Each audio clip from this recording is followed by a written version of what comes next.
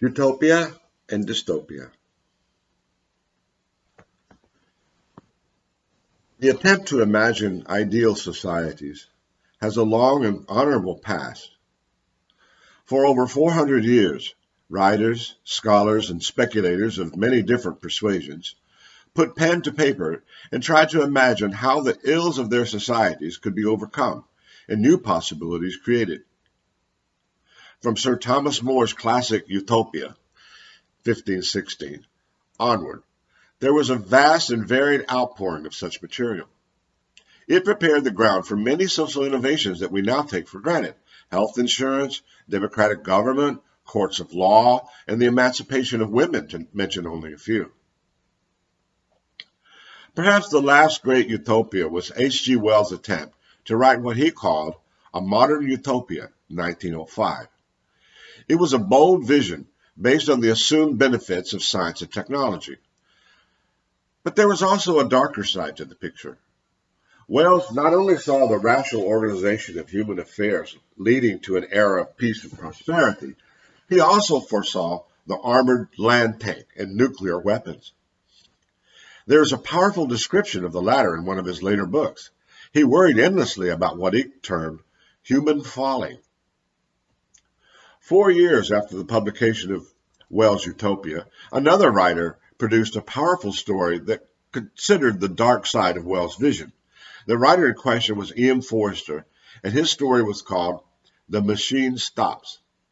It was, and remains, a powerful vision of a world in which all human life is dependent upon machines. It is a repressive, high-tech future in which people have forgotten how to control the machine and also have forgotten that technology takes away even as it provides. So, at the beginning of the 20th century, we saw the long tradition of utopia giving way to anti-utopia or dystopia. The twin extremes represent two poles of our destiny: progress and disaster. The interesting thing is that at the beginning of the 21st century, it has become progressively easier to imagine dystopia and harder to believe in progress. Utopia has even been subjected to negative reversals that suggest that notions of social improvement are unrealistic, pie in the sky, or oppressively overbearing. There have certainly been many dystopian images and events to draw on: overcrowded cities, polluted seas, dying animals and birds, stark images of famine, war, and decay. The use of nuclear weapons at the end of the Second World War, the growing fears for the environment, and pervasive sense of uncertainty and loss of control have made the future appear increasingly problematic. The implications are far from obvious because the impacts of such shifts frequently take place in hidden, unregarded ways. After noting that people can be regarded as symbolic animals who seek meaning, Dexter Dunphy notes that it is at the symbolic level that change hits us hardest because it so frequently tears apart symbols which have provided our lives with meaning and continuity. In popular culture, we have become so accustomed to moods of cynicism, violence, and despair that it may not be immediately obvious how inhibiting they can be.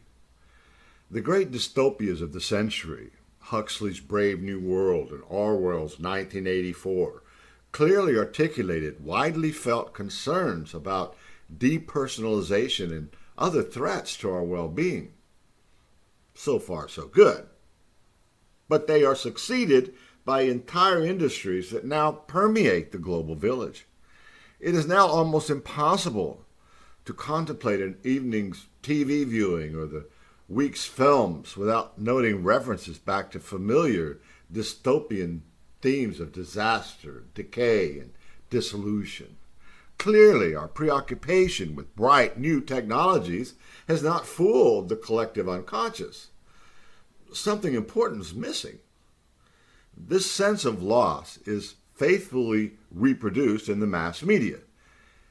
Yet, they reveal little awareness either of the proliferation of negative futures imagery or of the human implications of Ersatz surrogate worlds, which arguably misrepresent social reality in major ways. In other words, the distortions of the technological screen between us and the natural world complicate the task of understanding it and of acting to preserve it for future generations.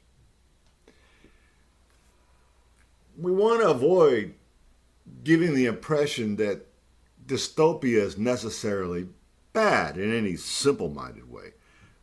The great dystopias can also be read as warnings, destinations to avoid. As components upon a map of futures, areas of danger are as important as possible destinations. Moreover, the subjects of such warnings can be falsified by concerted action, such as the power of applied foresight. On the other hand, anodyne or apparently positive images may conceal many dangers behind a seemingly harmless facade, making today's utopia tomorrow's dystopia. This should alert us to the fact that, like optimism and pessimism, utopia and dystopia are ambiguous. Care should be taken in believing and interpreting them. These simple oppositions have more to do with the preference of the human mind for binary pairs than with a profoundly interconnected world. The latter demands a deeper approach to the imaging dilemma.